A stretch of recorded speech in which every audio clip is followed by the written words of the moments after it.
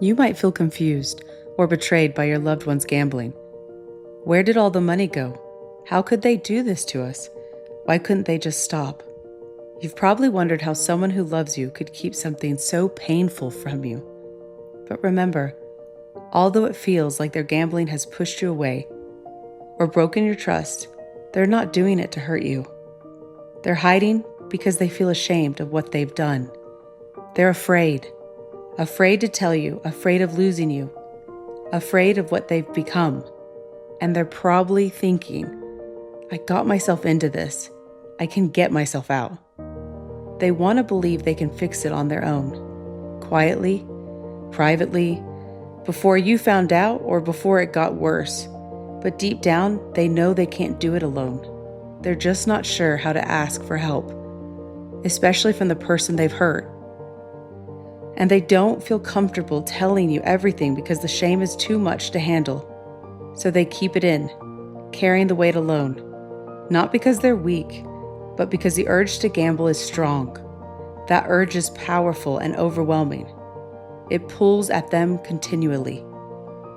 You can't see it, but they feel it. It's there, and it won't seem to go away. The urge makes it harder for them to choose not to gamble. It feels easier to gamble than to face the shame or the guilt. So what's really happening underneath it all? Why can't they just stop? Because it's not as simple as walking away from gambling. The urge doesn't live outside them. It lives within. We can't just remove them from gambling. We have to remove gambling from them. That's why we talk about recovery as a kind of fitness, mental fitness. Think of the urge to gamble like a heavy weight. Right now, your loved one's recovery muscle might be weak because it hasn't been trained. So even small urges feel impossible to lift. But when they start to work out the recovery muscle through the right exercises, structure, and tools, it gets stronger. The stronger this muscle gets, the easier they can push back against the urge. You don't see results at the gym overnight. Recovery doesn't happen in one day either. This is where you come in.